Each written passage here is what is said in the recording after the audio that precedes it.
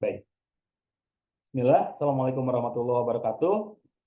Bapak Ibu yang dirahmati oleh Allah, pada kesempatan malam hari ini kita akan membahas salah satu metode utama, metode inti dalam Tibbun Nabawi, yang seharusnya ini dibahas di pertemuan awal, tapi ternyata di pertemuan awal banyak sekali hal-hal yang perlu kita sampaikan terlebih dahulu, maka tidak ada salahnya juga kita menyampaikan metode ini atau materi ini di pertemuan menjelang akhir ini, yaitu materi tentang ruqyah syar'iyyah. Kenapa saya sebutkan bahwa metode ruqyah syar'iyyah itu adalah metode utama dalam metode Tibbun Nabawi? Karena ruqyah syar'iyyah itu doa, Bapak Ibu ya. Pada dasarnya ruqyah itu doa. Metode Tibbun Nabawi tanpa doa itu sama saja dengan metode-metode pengobatan yang lainnya. Karena ketika kita melaksanakan bekam tanpa disertai doa, tanpa kita sertai dengan akidah yang lurus kepada Allah, ya Tibbun Nabawinya hilang. Karena orang-orang Cina pun melaksanakan bekam. Orang-orang Tiongkok yang beragama Tionghoa pun melaksanakan bekam. Orang India yang beragama Hindu pun melaksanakan bekam. Tapi tetap bekamnya Cina, bekamnya India, bekamnya Eropa, ya itu tidak dikategorikan Tibbun Nabawi karena mereka menomorsekiankan doa dan tauhid. Tapi karena kita sebagai umat Rasulullah yang percaya kepada Al-Quran, maka sebelum kita melaksanakan metode pengobatannya, doanya dulu yang harus kita perbaiki, akidahnya dulu yang harus kita mantapkan. Maka seharusnya ini adalah metode paling awal yang harus kita pelajari, yaitu metode ruqyah syar'iyyah. Kalau untuk teknisnya, saya yakin semuanya sudah pada tahu, saya yakin semuanya sudah pada paham, karena penjelasan tentang ruqyah syar'iyyah di metode di media-media sudah sangat berseliweran ya, yang di Google, yang di YouTube, yang di Facebook, di TikTok, itu sudah banyak sekali bertebaran tutorial ruqyah syar'iyyah. Dan ruqyah itu tidak susah, ruqyah itu mudah, ruqyah itu murah, ruqyah itu milik semuanya. Beda dengan bekam. Kalau bekam itu tidak semurah ruqyah karena perlu alat yang harus dibeli. Tapi ruqyah itu mudah, itu murah, tapi tidak dianggap mudah dan tidak boleh dianggap mudah-mudahkan dan tidak boleh dimurah-murahkan. Karena di dalamnya terkandung sesuatu yang paling utama, yang paling penting, yaitu doa dan tauhid kita kepada Allah. Ya. Makanya, walaupun mudah, walaupun murah, tidak semua orang ternyata mampu melakukannya. Dan mereka tidak mampu melakukannya bukan karena mereka tidak yakin kepada doanya, bukan mereka tidak yakin akan kesembuhan dari Allah, mungkin ada hal-hal yang perlu dipelajari terlebih dahulu. Nah, mudah-mudahan melalui penjabaran malam hari ini, yang selama ini masih ragu dengan ruqyah, yang selama ini masih tidak merasa percaya diri untuk melaksanakan ruqyah, bisa diperjelas, bisa dilaksanakan ruqyahnya seperti apa nantinya. Ya. Baik. Yang pertama, sebelum kita memasuki tahapan ruqyah, kita harus klasifikasi dulu penyakitnya. Karena untuk mendalami ruqyah, tentu saja kita harus tahu dulu penyakit yang bisa ditangani dengan ruqyah itu apa. Karena kan suka banyak ya yang bertanya, kalau penyakit ini di ruqyah bisa nggak? Kalau penyakit ini di ruqyah bisa nggak? Nah, makanya kita harus tahu dulu nih klasifikasi penyakit yang nantinya bisa ditangani dengan ruqyah itu apa saja. Pertama, kalau kita berdasarkan klasifikasi penyakit, ada penyakit eh, yang bersifat fisik, penyakit fisik.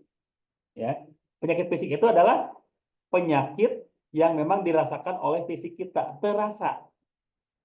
Dan apakah mungkin penyakit fisik ini diakibatkan karena gangguan jin? Sangat mungkin. Karena berdasarkan hadis Bukhari dan Muslim, inna syaitana yajri minal insani majrad dam. Sesungguhnya setan menyusup dalam diri manusia melalui aliran darah. Ini jelas ya, bahwa di dalam aliran darah kita terdapat setan-setan. Ini baik arti secara istilah dan arti secara harfiah. Arti secara istilah, kenapa disebutkan di dalam aliran darah kita terdapat setan? Karena memang setan itu selalu tidak pernah lepas dari kita, selalu membersamai kita untuk mengganggu kita, mengganggu ketaatan kita, mengganggu keimanan kita kepada Allah. Saking dekatnya, bahkan sampai diistilahkan itu ada di dalam aliran darah. Tapi secara harfiah pun ternyata betul. Aliran darah yang memang sudah tidak terpakai oleh tubuh, aliran darah yang memang sudah rusak, itu merupakan salah satu tempat tinggalnya bangsa jin. Makanya ketika seperti Imam Ahmad bin Hambal, kemudian Ibnu Taimiyah meruqyah orang-orang itu sampai melakukan aktivitas fisik, memukulnya supaya tempat-tempat tinggalnya jin di dalam tubuhnya itu di apa dibuat tidak nyaman. Tapi kalau kita kesolehan kita tidak seperti Imam Ahmad, kesolehan kita tidak seperti Ibnu Taimiyah, jadi jangan sampai melakukan seperti itu kalau kita, apalagi di masa akhir zaman seperti ini, fitnah yang luar biasa, eh, luar biasa fitnahnya tuh benar-benar tingkat atas gitu ya. Kita melakukan pukulan saja kepada pasien yang diruqyah, walaupun tujuan kita untuk mengusir jin yang ada di dalam tubuhnya, tapi bisa jadi delik aduan nantinya. Ya.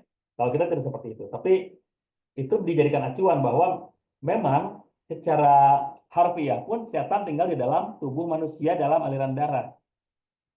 Dan memang para ulama itu mencontohkan seperti itu. Ya. Itu penyakit fisik. Jadi penyakit fisik itu penyakit yang memang kita rasakan. Pusing, sakit perut, sakit bagian tubuh yang mana itu sakit ya. Itu terasa oleh fisik kita. Dan bisa jadi itu pun ada kontribusi gangguan jin di dalam diri kita. Ya. Yang kedua, ada penyakit psikis. Kalau penyakit psikis, itu adalah penyakit yang dirasakan secara psikologis kita. Contohnya, penyakit psikosomatis, penyakit fisik yang diakibatkan karena faktor pikiran, faktor psikologis. Apa saja? Di materi diagnosa sudah kita bahas ya. Kalau stres, itu penyebabnya apa? Kalau mah itu penyebabnya apa? Oh, penyebabnya stres. Asam lambung naik ketika stres kita semakin tinggi juga. Ketika asma itu penyebabnya sedih. Ketika sedih, itu mengakibatkan paru-paru kita mengecil. Ketika cemas, itu mengakibatkan terjadi masalah pada ginjal. Itu yang dinamakan penyakit psikosomatis. Jadi penyakitnya fisik, tapi diakibatkan karena faktor psikologis. Dan ini yang paling banyak. Ya. Pada masa sekarang ini yang paling banyak itu ini. Ya. Ada memang faktor sihir, ada. Gangguan jin, ada. Karena memang tidak dipungkiri, Rasulullah sendiri pun pernah kena sihir. Ya. Rasulullah sendiri pun pernah kena sihir. Jadi tidak dipungkiri sihir itu ada. Tapi untuk zaman sekarang yang paling banyak itu adalah penyakit psikosomatis. Kita tidak serta-merta bisa mengkategorikan penyakit yang dirasakan oleh seseorang itu tidak ada penyebab apa-apa secara fisik ya. Mungkin kepalanya pusing tapi tidak pernah terbentur. Mungkin perutnya sering sakit padahal tidak pernah terpukul. Bisa jadi karena faktor psikosomatis. Mungkin karena pikirannya sedang kemana-mana, sedang terlalu berpikir berat. Sehingga kepalanya jadi sakit, sehingga asam lambungnya naik. Itu bisa jadi seperti itu. Dan itu yang paling banyak terjadi sekarang gitu. Hanya saja untuk perukiah-perukiah yang notabene masih baru turun sebagai perukiah, tidak sedikit yang langsung menganggap ternyata ini gangguan jin. Ini bisa jadi karena faktor disihir. Tidak mencari sumber yang sebetulnya. Langsung saja menyalahkan jin, langsung saja menyalahkan orang lain yang menyihir. Padahal bisa jadi itu datang dari pikirannya dia sendiri. Ya. Makanya justru yang harus kita pelajari sekarang itu adalah penyakit psikosomatis. Kemarin di diagnosa anamnesa sudah kita pelajari, oh ternyata ada penyakit yang diakibatkan karena amarah yang berlebihan, yaitu hipertensi, sering sakit kepala, sering sakit pundak. Jadi kalau ada pasien yang bertanya seperti itu, kita jangan langsung judge. Bapak ternyata bisa akibat gangguan jin. Bapak bisa jadi disihir oleh orang lain. Ya memang itu bisa, tapi jangan langsung ke situ. Coba telisik lebih dalam, mungkin karena faktor psikologisnya yang bermasalah. Ya, gitu ya. Jadi ada penyakit psikis dan juga ada penyakit spiritual ya yang diakibatkan karena jin zalim, diakibatkan karena sihir dan karena ain. Nah ini kita harus pelajari gangguan jin yang sifatnya sihir seperti apa, gangguan jin zalim seperti apa, gangguan ain seperti apa. Ya. Contoh gangguan jin zalim. Ini contoh dulu aja sebelum kita masuk ke materi pembahasan yang lebih dalam. Contoh gangguan jin zalim, ya. Itu terjadi ketika contohnya laki-laki yang sering buang air kecil sembarangan, ya, sering buang air kecil sembarangan tanpa berdoa. Bukan permisi, bukan, tapi berdoa ya. Berdoa ketika buang air kecil, Sehingga hijab dari setan golongan jin itu tidak ada. Dia melihat aurat kita, dia melihat, mohon maaf, alat untuk kita buang air kecil. Dan bisa jadi di tempat tersebut, karena kita buang air kecil sembarangan, di tempat tersebut adalah tempat tinggalnya bangsa jin. Maka dia mengganggu kita dengan, contohnya merusak organ vital kita, sehingga tidak bisa digunakan lagi. Misalkan tidak bisa, mohon maaf ya, tidak bisa ereksi, kalau buang air kecil jadi sakit, jadi bengkak, dan sebagainya. Itu bisa jadi karena faktor gangguan jin zalim, karena tadi dia sendiri yang lupa berdoa. Atau ahwat juga. Ahwat masuk kamar mandi, tidak membaca doa, sama. Tidak membaca Allahumma inni a'udzubika minal khubuthi wal khaba'ith. Tidak membaca itu. Sama. Akhirnya hijab dari bangsa jin kepada dia, itu tidak terjadi, tidak terhijab. Dan kalau jin yang tinggal di dalam kamar mandinya itu jin laki-laki, itu jadi sangat memungkinkan jatuh cinta kepada si ahwatnya ini. Dan akhirnya si ahwatnya diganggu sehingga terjadilah gangguan jin. Contohnya saya pernah menangani kasus ada perempuan yang sudah umur 35 tahun, bahkan hampir 36 tahun, belum mendapatkan jodoh. Padahal dari segi fisik dia cantik. Ya. Dari segi fisik dia cantik. Dari segi ekonomi dia punya pekerjaan yang mapan. Pendidikan pun bukan dari kalangan menengah ke bawah, tapi dia pun lulusan S1. Kurang apa lagi gitu. Ya. Kurang apa lagi. Yang mendekati tidak sedikit. Banyak yang mendekati. Ya karena secara fisik cantik kan. Laki-laki mana yang tidak tergoda oleh perempuan cantik gitu. Ya. Walaupun tertutup auratnya, tapi tetap ketika melihat wajahnya cantik, laki-laki ya punya naluri untuk mendekati gitu. Apalagi memang dalam kondisi yang memungkinkan, contohnya dia sendiri, dia masih single gitu. Melihat perempuannya masih single dan punya daya tarik dengan kecantikannya itu, ya pasti ada hasrat untuk mendekati gitu ya. Wajar, itu fitrah gitu kan. Nah, yang mendekati banyak, tapi tidak pernah ada yang jadi satupun. Akhirnya atas dorongan dari beberapa rekannya, dia minta ke saya untuk ruqyah katanya gitu. Dan ketika saya meruqyah pun saya tidak berani sendirian, Pak. Karena tadi secara fisik dia tuh menarik. Saya lelaki normal, kalau dibiarkan berdua khawatirnya terjadi hal-hal yang diinginkan. Enggak lah, takutnya terjadi fitnah gitu ya. Makanya saya minta ditemani oleh mahram. Saya ditemani oleh istri saya, si pasiennya pun ditemani oleh mahramnya, dan mahramnya memang perempuan lagi gitu. Alhamdulillah aman. Nah, pada saat diruqyah, si perempuan ini ngamuk-ngamuk dan bereaksi ekstrim. Ya. Ngamuk-ngamuk dan bereaksi ekstrim. Dan ketika reaksinya sedang terjadi seperti itu, saya tidak menanyakan terlalu banyak ya, cuma saya tanya seperti ini, kenapa kamu masuk ke perempuan ini? Dan jawabannya tadi, saya tertarik dengan perempuan ini, saya jatuh cinta kepada perempuan ini. Kenapa bisa jatuh cinta? Karena saya sering melihat auratnya, ya, udah mah cantik, auratnya sering terlihat. Jin aja jatuh cinta gitu, jin aja bisa jatuh cinta gitu. Dan akhirnya dia masuk ke dalam perempuan itu ketika ada laki-laki yang mendekati dengan serius, dengan sungguh-sungguh, dihalangilah jodohnya.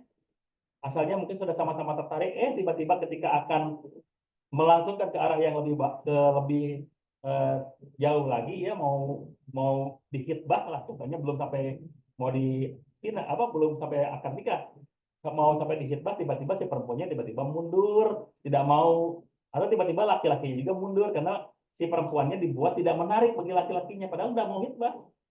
Itu bukan terjadi satu kali, dua kali, sampai beberapa kali terjadi seperti itu. Nah, ini akibat dia zalim karena dia menyukai perempuan itu sehingga dihalangilah jodohnya. Dan alhamdulillah sekarang perempuan itu sudah berumah tangga, alhamdulillah sekarang sudah punya anak bahkan.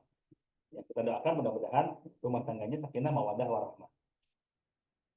Itu yang akibat jin zalim, contohnya seperti itu. Ada juga akibat sihir. Kalau akibat sihir biasanya si pasiennya ini mengalami rasa sakit yang tiba-tiba dan signifikan sakitnya tanpa gejala. Kalau misalkan sakitnya mah, pasti sudah ada gejala sebelumnya, cuma tidak dirasa. Tapi tidak sedikit pasien kita yang menganggap itu penyakit tanpa gejala tiba-tiba terjadi. Perut saya jadi sakit sekarang.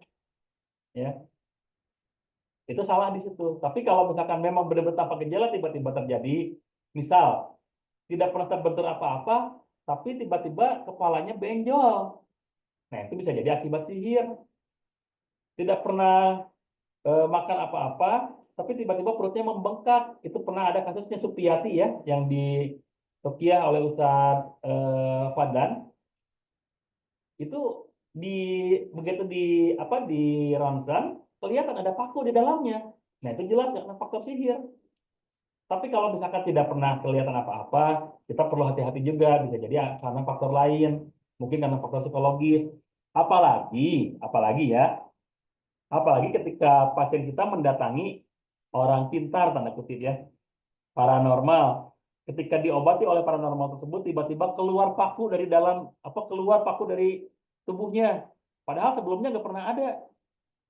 Nah, itu bisa jadi itu tipu daya si paranormalnya itu. Soalnya kalau yang namanya dukun sudah jelas itu pasti menipu. Kalau yang namanya peruqyah itu tidak pernah melakukan hal seperti itu. Hanya berdoa, hanya memaksimalkan doa, hanya memaksimalkan doa.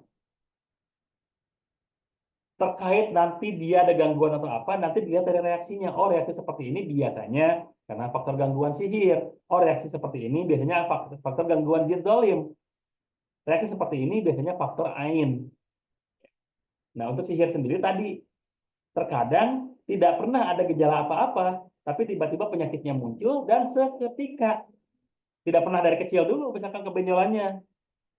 Tiba-tiba jadi besar aja. Dan pernah saya menangani kasus juga, ada perempuan lagi. Karena memang perempuan yang paling mudah ya terkena gangguan ya. Perempuan lagi. Perempuan itu memang saya sudah sering lihat. Perempuan itu memang masih muda, cantik, dan banyak yang suka. Waktu itu saya lihat dia masih kuliah. Ya, masih kuliah, sering lewat ke depan rumah saya karena kebetulan rumah saya itu di pinggir jalan ya. Jadi ya sering lah kelihatan walaupun dia naik motor kelihatan lah gitu ya. Apalagi karena kan cantik ya. Jadi juga saya suka ngelihat juga gitu. Nah, lebih lelaki, kelihatan juga cantik kelihatan. Emang emang cantik wajahnya. Tapi 1 minggu setelah saya melihat yang terakhir, dia datang ke tempat saya dengan wajah yang rusak, banyak jerawatnya. Saya kaget. Karena sebelumnya kalau saya lihat, biasanya dia tuh kelihatan biasa-biasa aja cantik. Tapi ketika datang ke tempat saya minta diruqyah, wajahnya rusak, banyak jerawatnya. Saya tanya ke orang tuanya, karena kebetulan diantar oleh orang tuanya. Bu, ini sejak kapan? Nggak tahu, 2 hari yang lalu belum begini, sekarang udah banyak begini. Oh, begitu ya. Saya awalnya tidak langsung curiga dulu, saya tidak langsung curiga dulu ada gangguan sihir. Cuma ya sudah Bu, untuk diagnosanya kita lakukan ruqyah. Oh baik, dilakukan ruqyah, bereaksi ekstrim. Dan dalam reaksinya itu, jinnya ngomong karena kalau dia disuruh oleh seorang. Saya tidak mau menyebutkan orangnya. Dia disuruh oleh seorang yang cintanya pernah ditolak. Dan penolakannya terlalu kasar katanya gitu. Sehingga si laki-laki ini katanya, mohon maaf, meminta bantuan dukun untuk menyihir perempuan ini. Supaya dia tidak jatuh ke tangan laki-laki lain. Biarkan dia jadi jelek katanya gitu. Sampai seperti itu. Itu sihir seperti itu. Jadi sihir itu ada peran serta manusia, manusia bejat yang bekerja sama dengan manusia bejat lainnya untuk meminta bantuan bangsa jin menzalimi manusia lainnya. Itu sihir. Ya.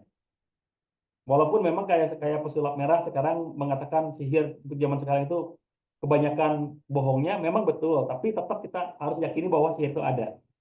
Ya. Harus kita yakini bahwa sihir itu ada. Karena memang itu adalah bagian dari ranah kepercayaan kita.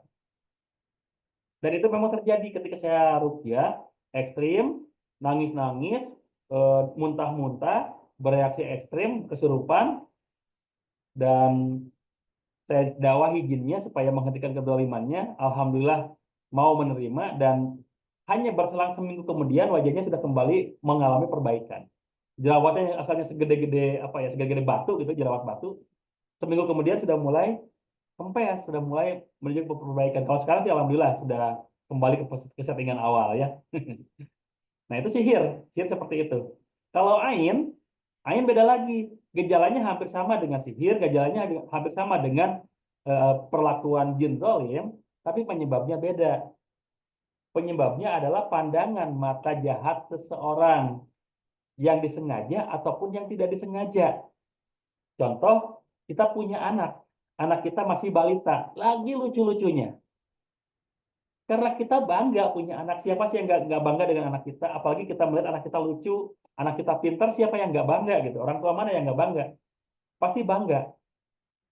Karena bentuk kebanggaan itu, kita sering posting anak kita. Dan ketika posting, kita lupa membaca doa, lupa memberikan hak Allah. Ya, bukan tidak boleh memposting anak kita di media sosial.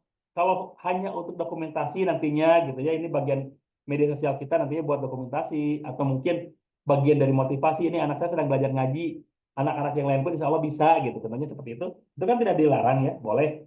Cuma ketika akan posting, usahakan berdoa dulu, minimal baca basmalah dengan menyebut nama Allah gitu. Atau ta'awud, a'udzubillahi minasyaitonirrajim, minta perlindungan kepada Allah. Saya ingin memposting anak saya ke medsos tadi sebagai bagian dari dokumentasi saja, bukan untuk hal lain gitu. Cuma yang namanya media sosial, kita kan sudah berteman dengan circle kita, dengan teman-teman kita. Pasti ada aja yang komen, ada aja yang like gitu kan. Dan kalau komennya misalkan memuji anak kita, kitanya lupa juga membaca doa kepada Allah, itu bisa menjadi penyebab ain. Lemparan mata jahat dari seseorang, padahal tidak berniat jahat kan, dia niatnya memuji gitu. Cuma di dalam pujiannya itu dia lupa hak Allah. Allah dulu yang harus dipuji gitu. Nah, kalau hal seperti itu terjadi, kita tidak mungkin memarahi orang yang memuji anak kita kan? Tidak mungkin memarahi itu, tapi kitanya yang langsung melakukan antisipasi dengan membaca Masya Allah, Subhanallah, Barakallah. Salah satu dari itu. Ya. Wih, anaknya cakep banget ya. Kita jangan berpikir, ya iyalah anak siapa dulu gitu. Jangan gitu. Ih, anaknya cakep banget ya. Alhamdulillah, Barakallah. Jadi pujiannya kepada Allah gitu. Bukan kepada kita.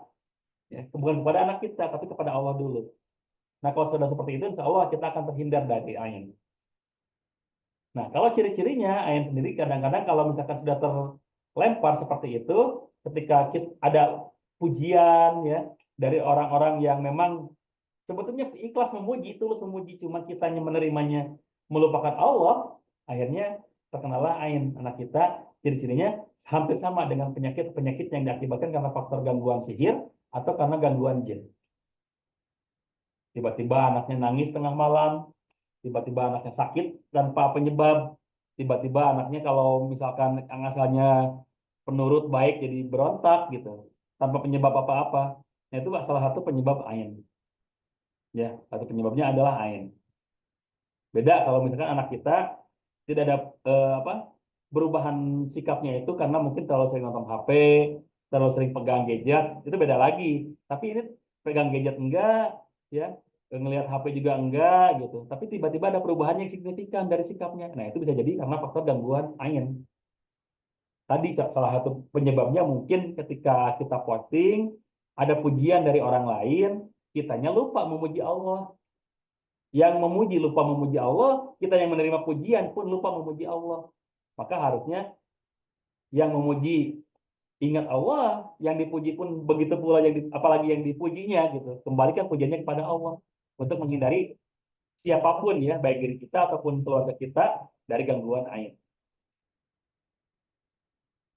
Seperti itu ya. Jadi hati-hati. Kalau mau lebih aman, jangan terlalu sering posting anak-anaknya karena anak-anak itu rawan. Apalagi anak yang masih balita itu rawan sekali terkena lemparan ain. Ain itu ada dua, ainul insi, ainul jinsi. Jadi ain dari uh, manusia dan ain dari jin. Kalau ain dari manusia, ya tadi kita harus mengembalikan pujiannya kepada Allah, mengembalikan semuanya kepada Allah. Kalaupun dapat hinaan dari manusia sehingga manusia itu jadi melebarkan ain jahat, ya kita kembalikan kepada Allah. So, ini yang dihina ini adalah makhluk ciptaan Allah. Ya berarti kalau dia menghina makhluk ciptaan Allah, secara tidak langsung dia sedang menghina Allah. Ya sudah kita kembalikan kepada Allah. Perkara nanti hukumannya dari Allah seperti apa ya bukan urusan kita. Sudah itu urusan dia. Ya, itu yang berkaitan dengan ain. Makanya kita harus klasifikasikan penyakit-penyakit yang memang terjadi. Apakah itu karena penyakit fisik, apakah karena faktor psikis, atau karena gangguan jin. Nah, Untuk penyakit fisik biasanya terjadi seperti ini, silakan nanti dibaca. Untuk penyakit psikis seperti ini, untuk penyakit spiritual ya bisa jadi seperti ini. Kalau penyakit spiritual biasanya diakibatkan karena kesalahan kita. Kesalahan kita dalam melaksanakan ibadah itu sering banyak terjadi. Sering banyak terjadi. Tidak sengaja, tidak sengaja kita mendoakan Allah itu bisa menjadi penyakit spiritual. Tidak sengaja. Saya yakin tidak ada yang sengaja ingin mendoakan Allah, tidak mungkin. Tapi banyak yang tidak sengaja dan tidak sadar mendoakan Allah. Contoh, contoh ini ya. Contoh ketika kita dipanggil atasan, dengan kita dipanggil dengan kumandang azan, lebih banyak di antara kita itu lebih mendahulukan panggilan atasan kita. Itu sudah jelas tanpa sengaja mendoakan Allah. Itu sudah bisa mengakibatkan terjadinya penyakit spiritual. Ya. Atau kita kita punya sesuatu nih, punya benda yang memang sudah dari dulu kita pegang. Dari dulu kita pegang nih. Contohnya bendanya botol ini contohnya ya. Kita punya botol ini sudah lama kita pegang. Dan kita merasa botol ini tuh benar-benar memberikan manfaat kepada kita. Kalau tidak ada botol itu, kita seolah-olah kehilangan sesuatu, kehilangan arah, kehilangan pegangan, dan bisa kehilangan keberuntungan. Itu sudah menjadi hal yang eh, menjadikan kita ke jalan yang syirik. Menjadi kita ke jalan yang syirik. Karena tidak ada benda yang memberikan manfaat sebetulnya. Ya, yang memberikan manfaat itu Allah, benda itu hanya wasilah gitu. Tapi tidak sedikit orang yang menyalahartikan itu gitu. Wah, kalau tidak ada ini, Allah tidak akan mengijabah doa saya, tidak akan mengijabah keinginan saya. Nah, jadi bendanya yang dinomor satukan gitu. Padahal tidak boleh seperti itu. Makanya para peruqyah yang syar'i ya, itu tidak pernah memberikan sesuatu kepada pasiennya, baik itu amalan, baik itu benda yang ditulis itu sesuatu gitu ya, ditulis sesuatu dilipat-lipat itu. Kalau peruqyah yang syar'i tidak pernah memberikan seperti itu. Kenapa? Dikhawatirkan disalahgunakan oleh pasiennya. Contoh saya memberikan tasbih, contohnya misalkan ya, saya suka pegang tasbih. Ketika meruqyah, pasiennya bereaksi ekstrim sampai kesurupan. Setelah saya ruqyah, tujuan saya memberikan tasbih hanya untuk berzikir, Pak. Berzikir aja pakai tasbih ini supaya hitungannya jelas ya. Yang ada 33, 33, 33 gitu kan supaya jelas. Gunakannya zikir pakai ini. Contoh seperti itu. Ternyata oleh pasiennya disalahgunakan. Karena ini pemberian dari peruqyahnya dan peruqyahnya dianggap hebat, peruqyahnya dianggap alim gitu ya. Maka kalau tidak ada tasbih ini, kemungkinan saya tidak akan sembuh. Nah, itu sudah melanggar kode etik para peruqyah ya. Melanggar kode etik peruqyah karena peruqyah itu bukan mengarahkan kepada kesyirikan, harusnya dia memberantas kesyirikan. Termasuk cara ruqyahnya sendiri. Cara ruqyah dari seorang peruqyah itu tidak boleh membuat pasiennya bergantung kepada dia. Makanya saya kalau misalkan ada pasien yang minta diruqyah, tidak pernah lebih meruqyah dari 3 kali pertemuan, tidak pernah lebih. Soalnya kalau udah lebih dari 3 kali pertemuan, khawatir si peruqyahnya si pasiennya bergantung kepada saya. Harusnya pasiennya itu bisa ruqyah mandiri. Itu yang lebih bagus, ya. Itu yang lebih utama itu pasiennya bisa ruqyah mandiri. Makanya setelah 3 kali pertemuan dengan saya, biasanya saya anjurkan, Pak, Bu, nanti Ibu ruqyah mandiri saja. Caranya seperti tadi yang saya contohkan. Bacaannya boleh seperti itu, boleh juga ayat yang lain yang Ibu paham, yang Ibu kuasai. Tapi jangan sampai nanti Ibu minta diruqyah lagi oleh saya. Karena kalau terus-terusan diruqyah oleh saya, mohon maaf, ketawakalan Ibu berkurang. Malah bergantung kepada saya sebagai seorang peruqyah. Kalau saya seperti itu, Pak. Ya, tidak pernah membiarkan pasien itu terus-terusan berulang-ulang diruqyah. Tidak pernah. Karena kalau terus-terusan berulang diruqyah, ya khawatirnya seperti itu. Ya. Khawatirnya malah ada ketergantungan. Itu ya, tentang penyakit spiritual. Jadi penyakit spiritual itu sangat banyak sekarang dirasakan oleh orang-orang yang ada di sekitar kita. Bukan hanya dia percaya kepada bendanya, tapi tanpa sengaja dia mendoakan Allah, itu sudah menjadi penyakit spiritual. Ya. Kemudian ini gangguan jin, gangguan sihir, dan gangguan ain. Nah ini contohnya ya. Untuk gangguan jin, gejala yang mungkin terjadi akibat gangguan jin adalah perubahan perilaku yang drastis tanpa alasan jelas, ya, ketakutan atau kecemasan berlebihan, mimpi buruk yang berulang, kehilangan energi atau sakit fisik tanpa sebab medis. Ini salah satu gejala-gejala yang mungkin terjadi. Salah satu yang sering dialami oleh pasien yang terkena gangguan jin itu adalah yang ketiga, mimpi buruk yang berulang-ulang. Ya, mimpi buruk yang berulang-ulang. Dan ini biasanya diakibatkan karena jinnya dari contohnya gini, ada ya, ada pasien yang selalu mimpi berada di dalam hutan, dikejar-kejar oleh makhluk aneh di dalam hutan. Bisa jadi jinnya itu berasal dari hutan tersebut. Kapan terjadinya? Mungkin si pasien kita ini pernah menyenggol bagian dari jinnya ketika sedang berjalan-jalan di dalam hutan tersebut. Atau kalaupun tidak berjalan-jalan ke hutan tersebut, jinnya sedang kemana gitu ya, sedang datang kemana, kitanya tanpa basmalah, tanpa membaca doa, memasuki daerah yang memang menjadi tempat tinggal jin itu, yang menjadi tempat singgah jin itu. Akhirnya terganggu lah jin itu, dan dia akhirnya mengganggu ulang. Dan kadang-kadang gangguannya itu terjadi dengan mimpi yang berulang-ulang. Dengan mimpi yang berulang-ulang. Itu sering terjadi. Makanya ketika kita bertanya kepada pasien, salah satu diagnosa ruqyah itu adalah menanyakan mimpi pasien. Apakah selama ini pernah mimpi yang berulang-ulang atau tidak? Kalau memang sudah sering mimpi yang berulang-ulang dan kejadiannya sama gitu ya, persis gitu, kejadiannya identik, bisa jadi itu karena faktor jin yang mengganggunya. Karena kalau kita mimpi yang normal, yang sadar, pasti berganti-ganti. Ada impian yang memang diakibatkan gangguan jin, ada memang yang impian yang memang bukan tidur kita gitu. Tapi kalau sudah terlalu berulang-ulang, kita perlu khawatir, ya. Kita perlu khawatir. Maka kalau sudah terjadi seperti ini, silakan Bapak Ibu lakukan ruqyah, ya. Lakukan ruqyah kepada pasien kita atau kepada diri kita. Mungkin ada ciri-cirinya di diri kita, bisa jadi ya. Kalau untuk gangguan sihir, gejala yang mungkin terjadi, gangguan kesehatan yang sulit disembuhkan oleh medis. Contohnya kayak Supiati tadi ya, yang di Ruqyah oleh Ustaz Fadlan Adam. Itu kan sudah jelas di dalam perutnya tiba-tiba ada paku, tiba-tiba ada kawat. Ketika di Ruqyah oleh Ustaz Fadlan, si jinnya menunjukkan memang di dalam dia mengganggu perutnya. Dicek ke rumah sakit, ternyata betul di ronsen ada. Dan akhirnya terpaksa dikeluarkan. Ya. Tapi beda kalau oleh ruqyah yang tidak syar'i, dalam tanda kutip dukun ya, itu beda. Biasanya orang tidak ada apa-apa, dia bikin keluar paku, dia bikin keluar apa gitu dari tubuhnya. Padahal mungkin itu hanya trik dia saja, seperti seolah mengeluarkan.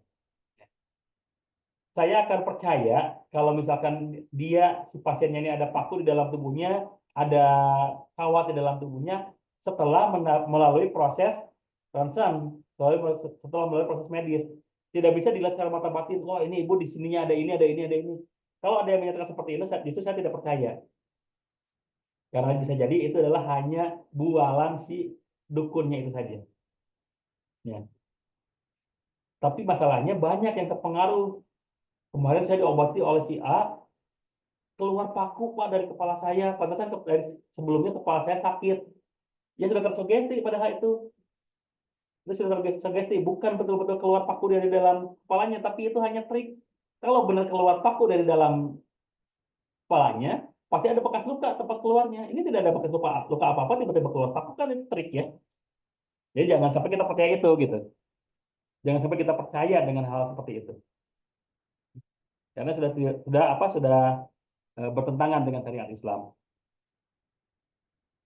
Kemudian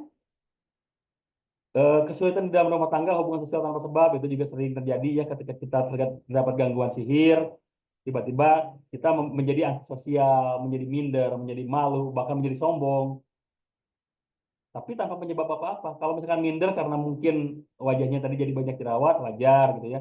Ini tiba-tiba jadi minder aja, ya. Jadi seperti itu.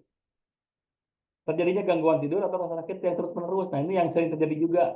Kalau orang yang terkena gangguan sihir, sebelum buhul sihirnya ditemukan, sebelum sihirnya dinetralisir, ya suka terjadi rasa sakit yang terus-menerus. Dan biasanya sakitnya itu di waktu-waktu tertentu. Kadang hanya terjadi di waktu malam saja, kadang hanya terjadi di waktu senja saja, kadang hanya terjadi di waktu subuh saja gitu. Itu bisa jadi akibat gangguan sihir. Ya. Kemudian ain. Kalau ain itu adalah penurunan kesehatan secara tiba-tiba penyebab medis yang jelas. Sakit-sakitan atau merasa lesu tanpa alasan, keberuntungan atau kebahagiaan terasa berkurang drastis. Nah ini kalau yang ketiga ini eh, tidak bisa kita ini ya, tidak bisa kita apa jadikan dasar yang paling kuat gitu ya. Soalnya yang namanya keberuntungan kita tidak pernah tahu kapan datangnya. Ya. Tapi kadang-kadang ketika orang terkena ain, suka memang terjadi perubahan terhadap siklus ekonominya. Ya, saya memiliki usaha sedang naik-naiknya, ada orang yang tidak suka, dia tidak melakukan apa-apa, cuma lah nanti juga akan hancur dengan sendirinya loh, ya nanti juga hancur lah gitu. Ada setan yang mendengar itu, dibuatlah diaminkanlah ucapan itu, jadilah kenyataan. Nah itu bisa jadi faktor ain seperti itu. Makanya ain itu kadang-kadang ainul lama, ainul hasad ya. Ain dari pujian dan ain dari hasad, kedengkian. Itu bisa jadi akibat dua itu juga. Ya. Makanya kita perlu berdoa juga perlindungan dari ain. Ya, perlindungan dari ain. Ya, itu. Nah, untuk mengatasinya tentu saja dengan ruqyah syar'iyyah. Untuk mengatasinya tentu saja dengan ruqyah. Ruqyah itu apa? Ruqyah itu doa. Siapa yang bisa melakukan? Kita semua. Semua orang muslim yang mukmin apalagi itu bisa apa namanya? Bisa melakukan ruqyah syar'iyyah. Ya, bisa melakukan ruqyah syar'iyyah. Karena pada dasarnya ruqyah itu doa. Sebelum kita makan, kita selalu berdoa kan Allahumma barik lana fi ma razaqtana wa qina adzabannar. Kalau kita telaah lagi itu sebetulnya kan minta perlindungan kan? Ya, minta keberkahan, barik lana fi ma razaqtana wa qina adzabannar, dan perlindungan dari api neraka. Salah satu yang mengakibatkan kita terjerumus ke dalam api neraka adalah apa? Gangguan setan. Makanya kita berdoa seperti itu. Dan tadi doa masuk ke kamar mandi, Allahumma inni a'udzubika minal khubusi wal khobais. Dari setan laki-laki dan setan perempuan. Dari sini sudah jelas ya bahwa setan itu ada dua jenis, ada laki-laki, ada perempuan. Makanya ketika laki-laki masuk ke kamar mandi perlu berdoa itu, ketika perempuan masuk ke kamar mandi perlu berdoa itu sebagai hijab supaya setan-setan itu tidak melihat aurat kita. Karena kalau melihat aurat kita dikhawatirkan dia suka kepada kita, dia tertarik kepada kita. Jadi menjadi penyebab gangguan jin yang masuk ke dalam diri kita gitu. Ya. Maka untuk memahaminya, ruqyah itu bisa dilakukan oleh semua orang. Tidak hanya ustadz saja, tidak hanya ulama saja, tidak hanya apa namanya peruqyah-peruqyah saja, praktisi-praktisi tibu nabawi saja. Tidak, semua orang bisa meruqyah. Bahkan ada hadis yang menyatakan ketika orang meminta diruqyah, itu dia tidak termasuk ke dalam 70 golongan orang yang akan masuk surga tanpa hisab. Walaupun di sini ada ada perbedaan pandangan. Kalau memang dia sudah mengalami gangguan seperti tadi ya, gangguan sihir, sehingga ketika dia ruqyah mandiri tidak bisa mengontrol, sebetulnya boleh dia minta bantuan kepada orang lain untuk diruqyah. Karena seperti pada zaman Rasulullah pun ada perempuan yang terkena gangguan, dia minta didoakan oleh Rasulullah, minta diruqyah oleh Rasulullah. Tapi Rasulullah memberikan dua opsi. Boleh saya doakan atau mau bersabar. Kalau bersabar maka janji Allah adalah surga. Makanya si perempuan itu lebih memilih bersabar dengan berdoa secara mandiri gitu. Tapi Rasulullah pun tidak melarang ketika memang si perempuan itu minta didoakan, tidak melarang, silakan kalau mau didoakan. Cuma opsi yang kedua, kalau lebih bersabar lagi, hadiahnya lebih besar lagi, itu surga gitu. Terus ada orang yang terkena sengatan kalajengking waktu itu, didoakan oleh Rasulullah dengan dicampurkan air ludah ke telapak tangannya, diusapkan sehingga racun kalajengkingnya keluar. Berarti Rasulullah juga meruqyah. Ya. Jadi itu ada dua opsi, dua perdebatan, ada dua perbedaan pendapat. Ada yang memang mengatakan tidak boleh meminta diruqyah karena itu akan menjadikan kita tidak masuk ke dalam 70 golongan yang masuk surga tanpa hisab gitu. Tapi di sisi lain, kalau kita tidak mampu untuk meruqyah diri sendiri, sementara kita ada gangguan jin yang memang harus kita tangani oleh orang lain, ya mau tidak mau kita minta bantuan orang lain. Itu kondisi lain. Oleh karena itu, sebagai seorang praktisi tibbun nabawi, perlulah kita mempelajari ilmu ini, mempelajari ruqyah syariah ini, supaya kita bisa membantu saudara-saudara kita, pertama untuk meruqyahnya kalau memang diperlukan, ya kalau memang diperlukan. Yang kedua, mengajarkan pasien-pasien kita bisa ruqyah mandiri ke depannya. Jadi jangan dijadikan ATM orang-orang yang terkena gangguan jin itu. Karena ketika diruqyah pasti ngasih upah ya, pasti itu ngasih karena tidak mungkin hanya ucapan terima kasih saja, pasti ada bayarannya lah istilahnya. Jangan dijadikan ATM mentang-mentang dia diruqyah oleh saya ada rasa terasanya gitu ya. Jadi terus-terusan dibiarkan dia diruqyah oleh kita itu sudah melanggar syariat. Karena si pasiennya jadi bergantung kepada peruqyahnya. Kalau sudah bergantung, otomatis tawakalnya berkurang dan khawatirnya tauhidnya menurun. Bukan percaya kepada Allah, tapi percaya kepada kita sebagai peruqyah. Nauzubillah min dzalik. Ya. Maka tujuan kita mempelajari ruqyah ini adalah bukan semata-mata ingin meruqyah pasien, bukan semata-mata kita dianggap sebagai orang alim, orang hebat yang doanya diijabah oleh Allah, karena kita tidak tahu kesembuhan pasien kita datang dari doa siapa. Apakah benar dari doa kita, atau dari doa pasiennya sendiri, atau doa dari orang-orang terdekat pasiennya sendiri. Tidak pernah tahu kita doa siapa yang diijabah oleh Allah terhadap kesembuhan pasiennya. Makanya kalau bisa kita ajarkan pasiennya ruqyah mandiri setelah kita memberikan terapi ruqyah. Oh, tadi terapi ruqyah itu seperti itu, Pak ya. Terapi ruqyah seperti itu, nanti Bapak silakan ruqyah mandiri, itu lebih bagus. Ya, itu lebih bagus. Jadi pada dasarnya ruqyah itu doa, ya. Secara harfiah, ruqyah itu kalau dari bahasa Arab, ruqyah itu adalah mantra atau jampi. Ya. Makanya ada satu hadis inna ruqa wa tamimah wa tiwala syirkun. Membacakan mantra, kemudian tamimah ya, tiwalah itu juga bagian dari kesyirikan. Mempercayai hari-hari hari-hari sial, mempercayai tanda-tanda kesialan dalam sesuatu, mempercayai sesuatu benda itu memiliki manfaat yang melebihi manfaat yang diberikan oleh Allah gitu. Itu syirik. Tapi untuk definisi ruqyah yang dianggap kesyirikan itu adalah ruqyah yang tidak menggunakan syariat Islam. Kalau di dalam Sunda itu ada yang namanya jangjawokan, ada yang namanya apalagi lah gitu ya, yang kadang-kadang bahasanya tidak kita ngerti gitu. Tapi misalkan kalau misalkan kita berdoa seperti ini, ada pasien datang atau ada orang datang, kita bacakan bukan membacakan doa dari Al-Quran gitu ya, tapi membacakan semoga Allah berikan kesembuhannya untuk kamu, semoga Allah angkat penyakitnya untuk kamu. Nah itu bukan ruqyah yang bukan bukan mantra yang dilarang. Justru itu menjadi doa yang diperbolehkan karena pada dasarnya ruqyah itu adalah eh, ruqyah itu adalah tidak apa-apa dilakukan selama tidak mengandung kesyirikan. Seperti tadi ya, semoga Allah mengangkat penyakitmu. Itu kan tidak mengandung kesyirikan. Benar-benar meminta kepada Allah. Semoga Allah mempercepat proses penyembuhanmu gitu. Itu kan jelas juga tidak mengandung kesyirikan. Ya, itu diperbolehkan. Dan setelah itu tidak dibumbui apa-apa lagi gitu. Tidak dibumbui apa-apa lagi. Supaya lebih maksimal sembuhnya Pak ya. Nih, potong nanti ayam hitam, potongnya di waktu malam, di tempat yang gelap gitu. Itu sudah menjadi ritual yang tidak sesuai syariat. Nah, itu bisa jadi mengarah kepada kesyirikan nantinya. Ya, sudah kalau mau doa doa saja. Ya, kalau mau doa doa saja supaya apa? Supaya si pasiennya itu benar-benar memupuk ketawakalannya. Oh, doanya seperti itu ya. Saya juga ternyata bisa. Iya, memang betul. Pasien kita tuh justru harus bisa. Jangan bergantung kepada peruqyahnya. Jangan sampai ada sampai saya pernah punya teman gitu ya.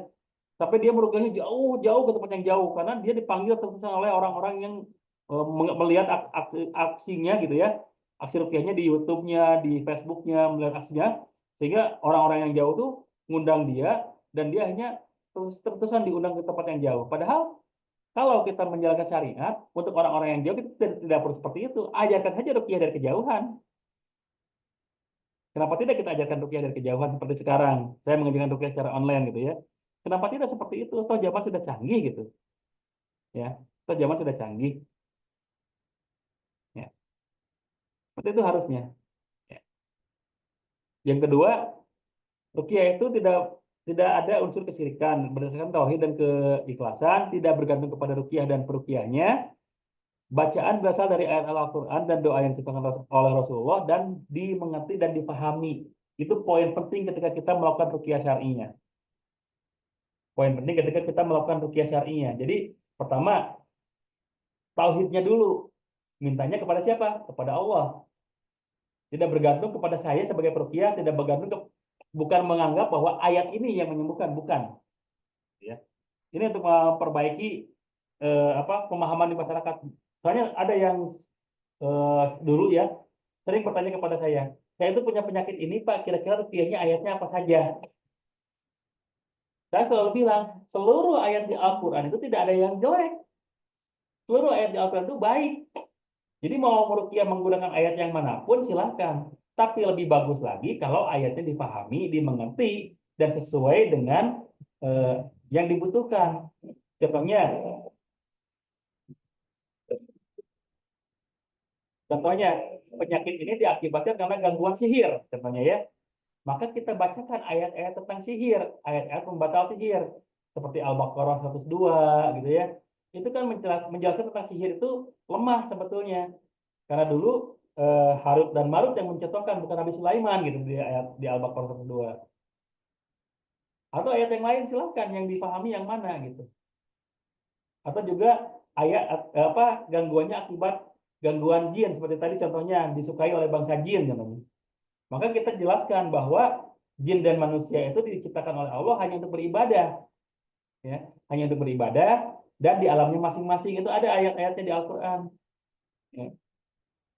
Lebih bagus bacakan yang seperti itu yang dipahami. Tapi kalau misalkan ayat yang ini cocoknya yang mana ya? Karena saya tidak paham, bacakan Al-Fatihah pun, insya Allah selama ketahuan kita kembali kepada Allah, hanya membaca Al-Fatihah, ayat kursi, trikul ya, Al-Ikhlas, Al-Falaq, Anas pun jadi menjadi ayat ruqyah sebetulnya.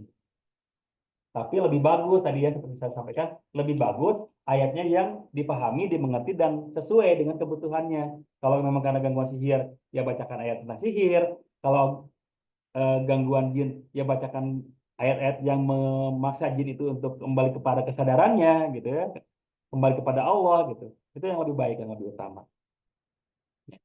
Jadi tidak ada batasan ayat manapun di dalam Al-Quran yang bisa dijadikan ayat ruqyah karena semuanya bisa dijadikan ayat untuk meruqyah. Semuanya bisa. Tidak ada ayat Al-Quran satupun yang jelek, tidak ada.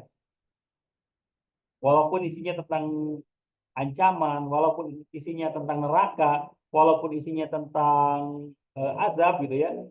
Tapi tetap tidak dikatakan ayat itu jelek, tidak. Karena tetap ayat itu baik. Ya. Tetap ayat itu dikategorikan ayat yang baik semuanya. Tidak ada ayat Al-Quran yang jelek. Ya. Makanya kalau mau meruqyah, tidak perlu bertanya ayatnya apa saja. Boleh ayat yang mana saja. Yang penting tauhid dan kita yang diutamakan. Apalagi kalau ayatnya kita pahami, kalau ayatnya kita mengerti. Itu lebih utama. Ya. Kemudian tidak mencampur adukan dengan hal lain yang menjerumuskan kepada kesyirikan. Contohnya tadi, memang bacaannya dari ayat Al-Quran. Tapi tiba-tiba si ruqyahnya menuliskan sesuatu di dalam kertas, misalkan ya. Menuliskan sesuatu di dalam kertas, Pak, ini ayat Al-Quran, silakan Bapak simpan di dalam dompet. Kalau misalkan nanti Bapak ke air, dompet ini jangan ke bawah dompetnya. Karena kalau ini terbawa, tulisan ini terbawa gitu ya, nanti khasiatnya berkurang. Itu kan nanti si pasien kita itu terfokus kepada ini gitu. Terfokus kepada kertasnya gitu. Bukan kepada ketawakalan kepada Allah. Padahal kalau memang sudah kita ruqyah, kita pahamkan bahwa tauhid yang paling utama tanpa benda apapun, ya asal kita berdoa kepada Allah, ud'uni astajib lakum, Allah akan mengijabahnya. Walaupun memang ada yang menganalogikan, kan kita juga kalau mau bertemu gubernur, mau bertemu bupati, kan tidak bisa langsung. Kita harus berkirim suatu dari perantara dulu. Ya, kalau manusia seperti itu. Tapi kalau kepada Allah sudah jelas, ud'uni astajib lakum, berdoalah kamu. Tidak memerintahkan berdoalah kamu melalui perantara apa, tidak ada. Kalaupun melalui wasilah, perantaranya ya perantara Nabi Muhammad dengan bersalawat. Gitu. Makanya ada yang mengatakan bersalawat itu adalah pembuka ijabah dari Allah. Ya kalau itu memang memang betul. Tapi kalau misalkan seperti ini, misalkan wasilahnya, Bapak simpan ini nanti di dalam dompet, nanti Allah akan ijabah keinginan Bapak. Nah itu sudah apa menomorsatukan ini gitu. Padahal bagi Allah, kalaupun tidak ada benda ini, kalau mau mengijabah, ijabah saja. Kenapa harus ada benda itu gitu? Ya. Maka untuk ruqyah yang syar'i tidak boleh mencampur adukan dengan hal seperti itu. Ya. Tidak boleh memberi jimat, tidak boleh memberi isim, itu tidak boleh dalam ilmu ruqyah syar'inya. Ya. Karena tadi berdoa ya langsung saja kepada Allah. Tanpa benda apapun ketika Allah menghendaki, ya jadi. Gitu. Ya, yang paling penting adalah apa? Diri kitanya. Diri kitanya sudah minta secara ikhlas tidak kepada Allah. Kalau kitanya tidak meminta secara ikhlas, mau bagaimana Allah akan mengijabah kita, gitu aja. Yang paling pentingnya ya. Gitu. Dasar-dasar ruqyah.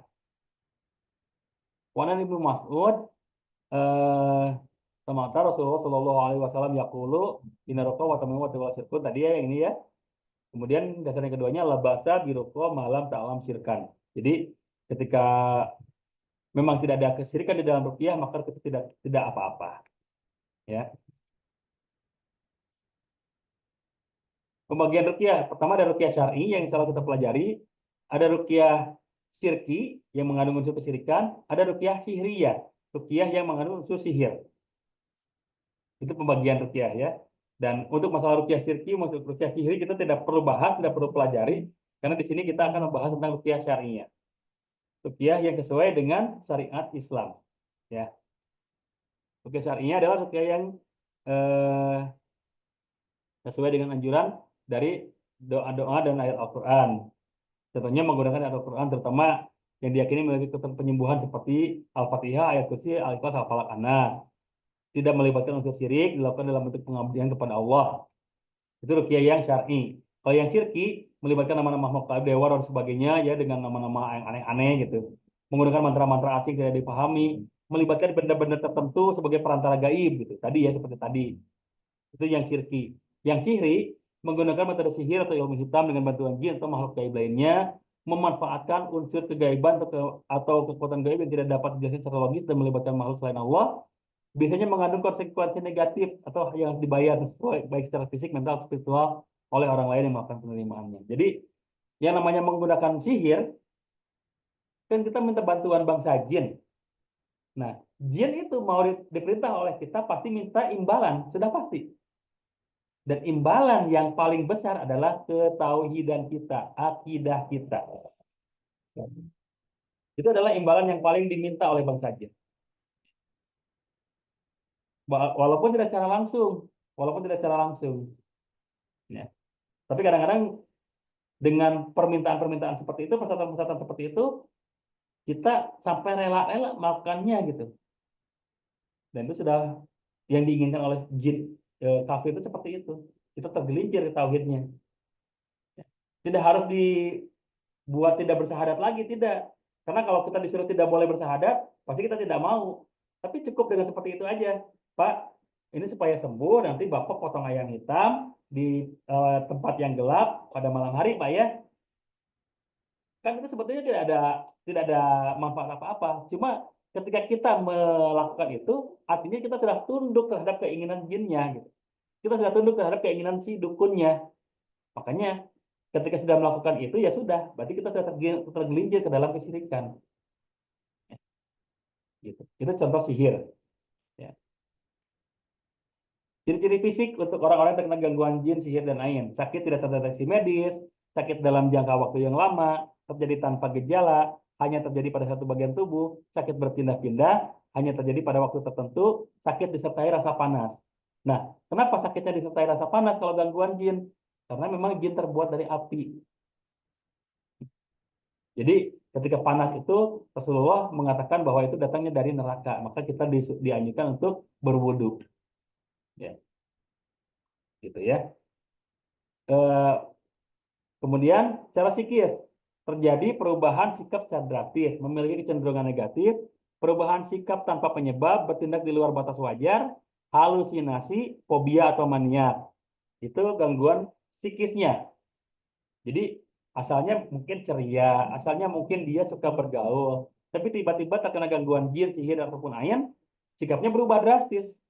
Jadi tidak mau bergaul, memiliki kecenderungan negatif ya. Jadi kemarin sempat dengar kan ya, kemarin sempat dengar ada kasus seorang ASN yang tertukar HP-nya di salah satu gerai Alfamart kalau nggak salah, sudah damai dan tidak berniat mencuri, itu hanya tertukar HP, sudah damai dengan si pemiliknya, dan sebagai konsekuensinya dia memberikan imbalan 2 juta gitu ya, memberikan uang 2 juta kepada pemilik HP yang pemilik awalnya itu ya.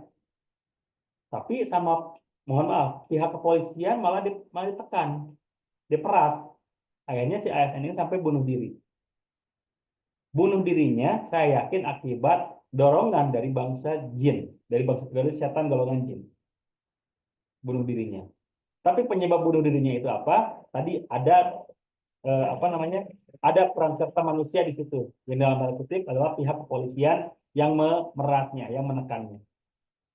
Tapi kalau kita secara psikologisnya kuat, dorongan dari apa lingkungan juga kuat, kecil kemungkinan kalau kita bisa dipengaruhi oleh hal-hal seperti itu. Ya. Kecil kemungkinan bisa dipengaruhi. Tapi yang namanya setan, ya pasti akan menggodanya semaksimal dia gitu. Kalau kita sebagai mungkin masyarakat awam, yang mengganggunya ya setan-setan yang masih awam juga. Mungkin setan-setan magang ya, setan-setan yang masih belajar gitu. Tapi untuk golongan ulama, yang mengganggunya setan dari golongan ulama lagi. Makanya tidak sedikit ulama juga yang tergelincir gitu. Pernah ada kejadian kan ya waktu kemarin di Tasik, pondok tahfiz Al-Quran, ternyata apa namanya, pimpinan ponpesnya yang merudah paksa santrinya gitu. Saya yakin secara akalnya tidak mungkin tidak mau melakukan itu, tapi yang mengganggunya setannya yang sudah level lebih di atas dia gitu. Makanya terjadilah hal seperti itu. Ya. Kita mungkin tidak mau melakukan korupsi gitu ya, karena memang tidak punya lahan untuk mengkorupsinya. Tapi ketika kita sudah menjadi pejabat tinggi yang memiliki lahan potensial untuk korupsi, setan-setan yang dari kalangan pejabat itu mengganggu kita, udah ambil aja, nggak bakal terasa kok, nggak bakal terasa kok. Tiba-tiba 300 triliun aja, ya seperti itu. Makanya secara gangguan pasti kita setannya juga menyesuaikan. Kalau untuk orang-orang seperti kita, ya yang mengganggunya mungkin setan-setan yang golongan awam. Tapi untuk orang-orang yang lebih tinggi keilmuannya, lebih tinggi keimanannya, yakin yang mengganggunya pun setan-setan yang lebih tinggi ilmunya. Ya, gitu ya. Kemudian untuk spiritualnya cenderung malas beribadah, sulit khusyuk ketika beribadah, lupa rakaat sholat, lupa urutan wudhu, mudah ngantuk ketika tilawah kurang lebih 30 ayat gitu. Yang paling sering terjadi adalah lupa rakaat salat dan lupa urutan wudhu. Yang paling sering terjadi. Ini adalah tingkat kelemahan khusyuk paling dasar. Ya. Tingkat pelemahan kehusuan paling dasar, yaitu dengan membuat lupa rakaat salat. Saya yakin semuanya di sini yang hadir pernah merasakan ini. Pernah merasakan lupa rakaat salat. Makanya kalau laki-laki dianjurkan sholat berjamaah. Laki-laki itu diutamakan sholat berjamaah. Pertama apa? Ketika lupa rakaat sholat, ada yang mengingatkan. Sehingga kehusuan kita pun terjaga. Terhindar dari gangguan setan. Yang kedua, memang secara logika juga gitu ya. Ketika kawanan kambing terlepas dari kelompoknya, maka serigala akan lebih mudah menyergapnya. Tapi ketika kambing itu bergelombol, walaupun banyak, serigala tidak berani mendekat.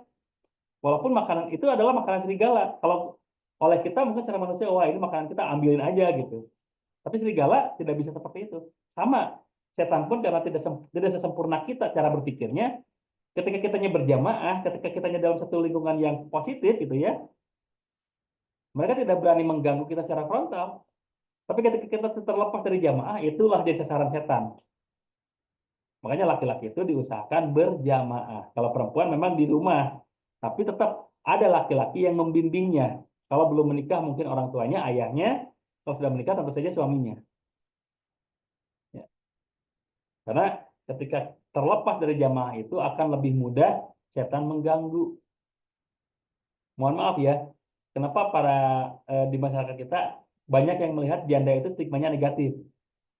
Ya karena sudah diganggu oleh setan sehingga si janda-janda ini banyak yang tidak semuanya ya, tapi banyak yang berperilaku agak sedikit menyimpang gitu.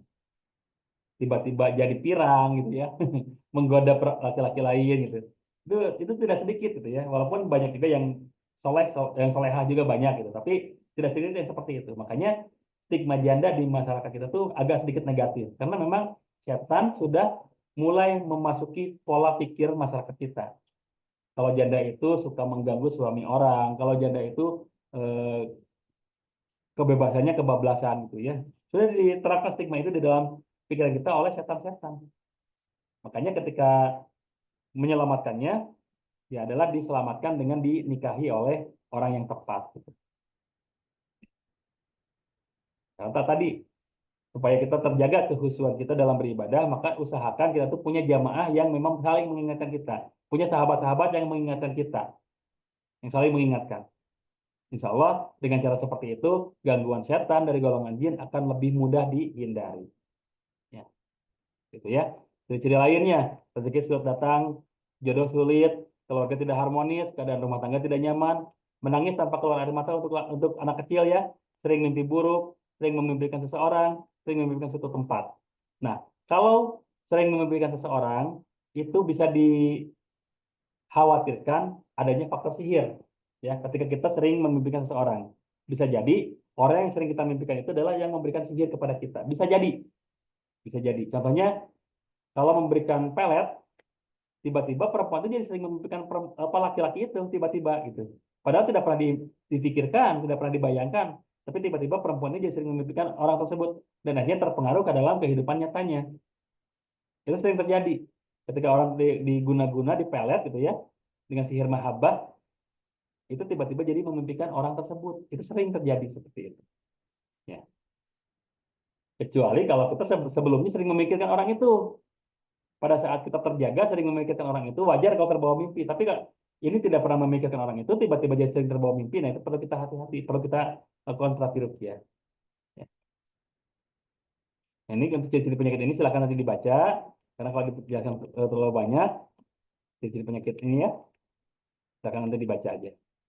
Nah sekarang ke teknik ruqyah soalnya banyak yang menanyakan meruqyah itu gimana sih gitu, banyak yang bertanya meruqyah itu bagaimana sih gitu, tapi mohon maaf sebelumnya saya minum dulu ya.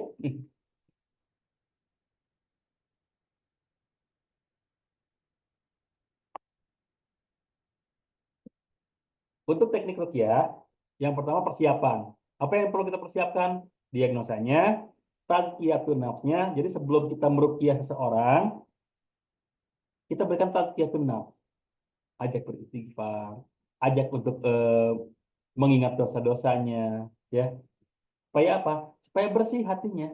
Ketika hatinya bersih, maka otomatis eh, pengusiran jin, setan dari dalam tubuhnya, dari dalam kalbunya akan lebih mudah karena hatinya sudah bersih, ya. Ajak melakukan mukadimah ruqyah, ajak ta'awudz. Kenapa ta'awudz diutamakan? Karena kita sedang akan istilahnya berperang dengan jin. Dalam tanda kutip ya bukan berperang seperti berantem tidak, tapi kita akan berdoa kepada Allah meminta jin ini dikeluarkan dari dalam tubuh pasien kita.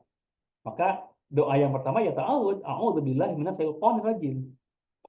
Ya, ajak berta'awudz dulu, ajak dulu beristighfar. Kenapa diajak beristighfar? Ya tadi tujuannya adalah untuk membersihkan hatinya. Supaya ketika hatinya bersih, dengan meminta maaf kepada Allah, meminta ampun kepada Allah dari berbagai macam dosa-dosanya, setannya lebih mudah untuk dikeluarkan, jinnya lebih mudah untuk dikeluarkan. Terus ajak bersyahadat. Kenapa ajak bersyahadat? Khawatirnya setan ini masuk, jin ini masuk, akibat kita pernah tergelincir akidahnya. Makanya kita ajak syahadat kembali gitu. Bukan berarti kita menjudge ya, bukan berarti kita menghakimi bahwa ini orang eh, tergelincir akidahnya, bukan, tapi khawatir setan ini masuk akibat hal itu gitu. Makanya kita ajak syahadat kembali. Ya. Ajak bersolawat, kenapa? Ya tadi sebagai pintu pembukanya ijabah Allah adalah sholawat. Makanya kita ajak bersolawat. Dan terakhir kita bacakan doa perlindungan. Kenapa? Khawatirnya ini adalah eh, gangguan sihir yang ketika kita lawan dengan ruqyah akan memberikan serangan balik kepada kita. Maka kita membaca doa perlindungan. Hasbunallah wa ni'mal wakil, ni'mal maula wa ni'man nasir. Itu salah satu doa perlindungan seperti itu. Atau tadi, a'udzubillahi minasyaitonirrajim, itu juga doa perlindungan. Nah, ini mukadimahnya seperti ini. Baca ta'awud, istighfar, syahadat, sholawat, dan doa perlindungan. Jadi ketika kita akan meruqyah, diagnosa dulu, ini benar atau tidak penyakitnya akibat gangguan jin. Kalau memang ada ciri-ciri tadi ya, di yang tadi ciri-cirinya ada, oh ini benar positif gangguan jin, yuk kita lakukan ruqyahnya. Tazkiyah dulu, Pak, Bu, karena ruqyah itu doa, supaya doa kita mustajab, yuk kita bersihkan hati dulu dengan Ibu beristighfar, minta maaf pada Allah dari semua dosa-dosa yang pernah diperbuat, yang disengaja, yang tidak, yang terasa, yang tidak. Yuk kita minta maaf dulu kepada Allah. Kita bersihkan dulu hatinya. Juga maafkan orang-orang yang mungkin pernah menyakiti kita. Jangan sampai punya sesuatu yang masih mengganjal di dalam kalbu kita. Karena masih ada ganjalan di dalam kalbu kita, itu membuat kecil kemungkinan mustajabnya doa. Gitu. Maka yuk, istighfar, minta maaf kepada Allah, dan maafkan orang-orang yang pernah menyakiti kita. Setelah itu, langsung, a'udzubillahi minasyaitonirrajim, astagfirullahaladzim, asyhadu an la ilaha illallah, wa asyhadu anna muhammadar rasulullah, Allahumma sholli ala sayyidina Muhammad, wa ala ali sayyidina Muhammad, hasbunallah wa ni'mal wakil, ni'mal maula wa ni'man nasir, la haula wa la quwata illa billahil aliyyil azim. Kemudian lakukan ruqyahnya. Ruqyah itu apa tadi? Ruqyah itu doa.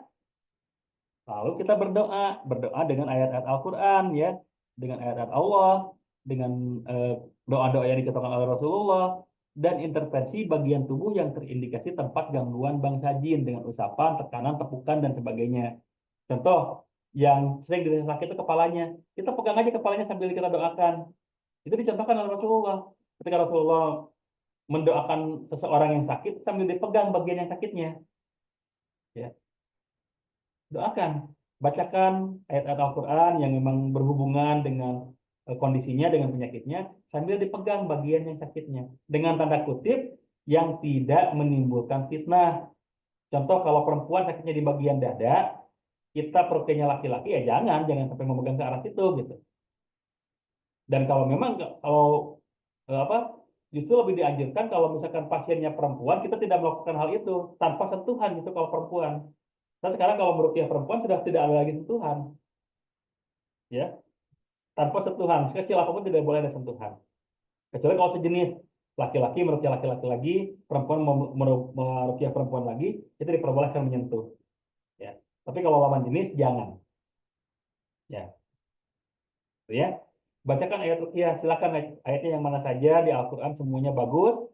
Kemudian pegang bagian tubuh yang memungkinkan itu terjadi gangguan jin. Tadi kepalanya sakit, pegang kepalanya, punggungnya sakit, pegang punggungnya, perutnya sakit, pegang perutnya, gitu. Sambil terus kita bacakan ayat-ayat ruqyahnya. Kemudian respon setiap reaksi, ya. Ketika reaksinya muntah, gitu ya, sendawa, bersin, batuk, itu adalah bagian dari detoksifikasi, pengeluaran penyakit dari dalam tubuhnya. Ketika dibacakan ayat ruqyah tiba-tiba muntah, tiba-tiba sendawa terus, tiba-tiba bersin terus, batuk terus. Padahal kalau misalkan normal baca Quran tidak terjadi seperti ini. Tapi ketika diruqyah tiba-tiba seperti ini, mungkin Allah sedang mengeluarkan penyakitnya melalui muntahannya itu. Ya. Kita berikan pemahaman kepada pasiennya, Bu, alhamdulillah dengan muntahan ini mudah-mudahan penyakit Ibu sedang dikeluarkan. Seperti itu aja. Jangan sampai dibilang, wah ini muntah-muntah nih, berarti ada gangguan jinnya. Jangan seperti itu juga. Tapi mudah-mudahan penyakit yang ada di dalam diri ibu dengan muntahannya ini, Allah sedang mengeluarkannya. Gitu. Ya. Kalau misalkan terjadinya kesurupan, bagaimana? Kita lakukan terus ruqyahnya, lanjutkan terus ruqyahnya, tapi sambil bantu kesadaran pasiennya kembali gitu. Jadi kalau pasiennya kesurupan, kita malah jangan jadikan kesempatan untuk bertanya-tanya gitu. Menanyakan, kamu siapa? Kamu dari mana? Jangan seperti itu. Ya mau dari mana dia, mau siapa dia, itu bukan urusan kita. Urusan kita itu adalah pasiennya ini. Ya. Pasiennya ini bagaimana caranya supaya terlepas dari belenggu setannya. Nah, supaya terlepas, maka kita bantu kesadarannya, kita tingkatkan kembali. Ketika sedang kesurupan, bukan berarti kita jadi berantem dengan jinnya melalui tubuh pasien, jangan. Kasihan pasiennya. Kalau terjadi kesurupan, Bu, istighfar Bu, kita panggil namanya supaya lebih cepat sadar. Nah, setelah sadar kita ruqyah lagi. Kita ruqyah lagi dengan berikan motivasi, Bu, tadi tuh si Ibu sampai seperti ini loh, ada gangguan. Nah, supaya gangguannya lebih lepas, yuk ibunya lebih fokus, lebih konsentrasi, lebih khusyuk, lebih ikhlas dalam berdoanya. Mudah-mudahan dia keluar dengan sendirinya. Toh dia juga masuk tanpa kita sadar, keluar juga ya udah tanpa kita terasa gitu aja. Ya. Jadi ketika meruqyah itu bukan mencari pasien kesurupan, bukan. Justru sebisa mungkin tanpa kesurupan. Tidak harus kesurupan tapi jinnya keluar gitu. Ya. Kalau nunggu sampai kesurupan dulu ya repot gitu. Kalau tidak kesurupan kita kecewa ya tidak ada reaksi. Ya kan jangan seperti itu. Ya. Kemudian konseling, muhasabah ya, kemudian motivasi supaya kenapa? Supaya pasien kita bisa mendapatkan kesembuhan yang maksimal. Kenapa ruqyah? Karena semua orang berpotensi gangguan jin. Bahkan Rasulullah sendiri pun pernah diganggu oleh apa oleh sihir gitu ya. Dan yang paling penting kita pahamkan kepada pasien kita tentang filosofi lalat dan sampah. Jadi ketika ada pasien kita yang terkena gangguan jin, kita jangan dulu menyalahkan orang lain yang memberikan sihirnya, jangan dulu menyalahkan orang lain yang mengakibatkan kita terganggu, tapi coba muhasabah diri kita. Karena kalau diibaratkan lalat dan sampah, kenapa lalat bisa masuk ke dalam satu ruangan, pasti ada sampah yang menjadi tempat kesukaannya. Mengapa setan bisa masuk ke dalam diri kita? Pasti ada dosa yang merupakan sampah dari dalam diri kita.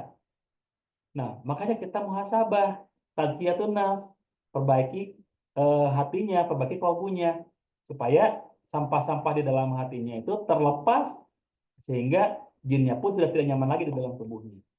Begitu ya. Jadi memberikan kepada pasien itu jangan jangan sampai berpikir pasiennya ingin balas dendam kepada yang menyihirnya, jangan. Kalau salah, repot. Bagi kita percaya kepada omongan jinnya, itu kan sesuatu yang tidak diperbolehkan. Kita tidak boleh percaya kepada jinnya. Apapun ucapan jinnya kita tidak boleh percaya 100%. Mungkin dia bisa jujur, tapi sangat mungkin juga dia bisa berdusta. Makanya ketika ada pasien gangguan jin, gangguan sihir, jangan langsung berpikir bagaimana cara mengusir jinnya dulu, tapi bagaimana caranya supaya jinnya itu tidak punya sarang di dalam tubuh kita. Nah, sarangnya itu apa? Tentu saja dosa kita. Karena tidak mungkin ada manusia yang tidak berdosa, pasti semuanya punya dosa. Oleh karena itu kita hilangkan sampahnya, eh, minta ampunan kepada Allah terhadap dosa-dosanya. Mudah-mudahan Allah ampuni dosa kita sehingga tempat tinggal jin di dalam tubuh kita itu bisa dihilangkan dengan sendirinya. Itu ya. Jadi kalau misalkan ada yang diruqyah itu bukan berarti kita mengeluarkan jinnya serta merta. Justru yang perlu kita perbaiki itu adalah kondisi pasiennya, kondisi orangnya, ya. Kondisi orangnya. Yang perlu kita perbaiki itu yang itunya. Ya. Kalau masalah mengeluarkan jinnya, kalau orangnya sudah kembali ke jalan yang diridhoi oleh Allah, Allah ijabah untuk keluar jinnya dengan sukarela, ya mau keluar dengan sendirinya, tidak sampai harus kita ekstrim gitu ya, tidak. Bahkan ruqyah yang bagus itu ya ruqyah yang justru mengajarkan kepada pasiennya agar melakukan ruqyah mandiri. Nah, kalau misalkan bertanya tentang ayat-ayatnya, silakan kasih penjelasan saja bahwa seluruh ayat di dalam Al-Quran itu bisa dijadikan ayat ruqyah. Tapi boleh yang ini juga Al-Fatihah, ayat kursi, ayat Al-Falaq, Anas, ini yang paling sering digunakan. Ya, ini yang paling sering digunakan. Kalaupun di luar ayat ini, bagaimana? Silahkan, tidak ada batasan. Ya, itu tentang ruqyah ya Bapak Ibu ya. Mungkin untuk ruqyah tidak perlu panjang lebar karena sumber informasi tentang ruqyah masih banyak, bukan cuma dari saya, tapi insya Allah apa namanya bisa apa namanya bisa diterapkan dalam kehidupan sehari-hari. Apakah dibawakan teatrikal dalam ruqyah tujuannya biar pasien tambah yakin misalnya setelah kita mencapai sesuatu di tubuh pasien dengan membaca Bismillah Allahu Akbar. Dengan keyakinan kesembuhan kepada Allah. Hanya dari Allah. Bukan tidak boleh, Pak ya. Ini bukan tidak boleh, tapi dikhawatirkannya apa? Dikhawatirkannya nanti Bapak dianggap sebagai orang yang bisa melakukan itu. Ya. Wah, dicabut nih sama Pak Ali Parsun nih. Dicabut seperti itu. Khawatirnya justru malah seperti itu. Ya. Jadi kalau bisa sih tidak perlu dengan aksi-aksi seperti itu. Pak ya sudah kita berdoa saja kepada Allah. Dan yang paling penting dalam ruqyah itu apa? Komunikasi kita dengan pasiennya. Ya, komunikasi dengan pasiennya. Izin bertanya, apakah diperbolehkan melaksanakan ruqyah yang dipadukan dengan metode keilmuan lain, misalnya seperti energi ilahiyah, mohon penjelasannya. Nah, energi ilahiyahnya seperti apa dulu, Pak? Soalnya saya tidak mempelajari energi-energi yang lain ya, tidak mempelajari ilmu-ilmu yang lain, jadi saya tidak bisa menghukumi gitu. Apakah boleh atau tidak? Kalau selama yang digunakannya itu apa? Yang digunakannya itu memang masih sesuai syariat, ya silakan. Tapi kalau memang ada beberapa fatwa yang tidak memperbolehkan, saya tidak bisa menyimpulkan. Karena energi ilahiyah itu seperti apa, saya juga kurang paham, Pak. Tapi yang paling jelas nih ya, untuk meruqyah, yang paling utama itu doa kita saja. Yang paling utama itu doa. Dan yang kedua adalah komunikasi kita dengan pasien kita, memotivasi supaya pasien kita bisa ruqyah mandiri. Itu yang paling penting. Jadi bukan berarti kita tidak boleh gitu ya. Saya tidak bisa menghakimi secara langsung karena belum tahu juga energi ilahiyah seperti apa, yang diperbolehkan seperti apa, yang tidak disesuaikan syariat seperti apa. Karena saya tidak mempelajari itu, Pak. Yang saya pelajari ruqyah dan yang saya paham dalam ruqyah itu doa. Dan di dalam hadis-hadis pun ada seperti Ibnu Taimiyah memukul gitu ya. Terus kemudian ada Imam Ahmad bin Hambal dengan sandal, dengan terumpahnya, dengan sandalnya gitu. Tapi karena kita mungkin masih sangat jauh dari itu, ya yang lebih utama kita justru mengembalikan kepada pasiennya supaya bisa melaksanakan ruqyah mandiri. Ya. Baik, mungkin itu saja Ibu Bapak dalam kesempatan malam hari ini karena sudah terlalu banyak apa ya, terlalu malam dan besok insya Allah kita ada di pertemuan terakhir. Jadi kita cukupkan dulu pertemuan kita sampai di sini. Dan untuk menutup pertemuan kita kita sama-sama membacakan doa kafaratul majelis. Bismillahirrahmanirrahim. Subhanakallahumma wa bihamdika asyhadu alla ilaha illa anta astaghfiruka wa atubu ilaik. Ya, baik. Itu saja mungkin Bapak Ibu untuk kesempatan malam hari ini. Terima kasih atas waktunya, terima kasih atas kesempatannya. Mudah-mudahan pertemuan kita senantiasa mendapatkan berkah dari Allah. Mudah-mudahan pertemuan kita adalah tali pengikat ukhuwah Islamiyah kita yang berlangsung nanti sampai ke surganya Allah. Amin ya Allah ya Rabbal alamin. Akhirul kalam, saya ucapkan salam penutup. Wabillahi taufiq wal hidayah. Assalamualaikum warahmatullahi wabarakatuh. Waalaikumsalam warahmatullahi wabarakatuh. Syukran, Ustaz. Dan oke, saya izin end Bapak Ibu ya. Saya izin tutup ya. Udah malam, kasihan yang lainnya.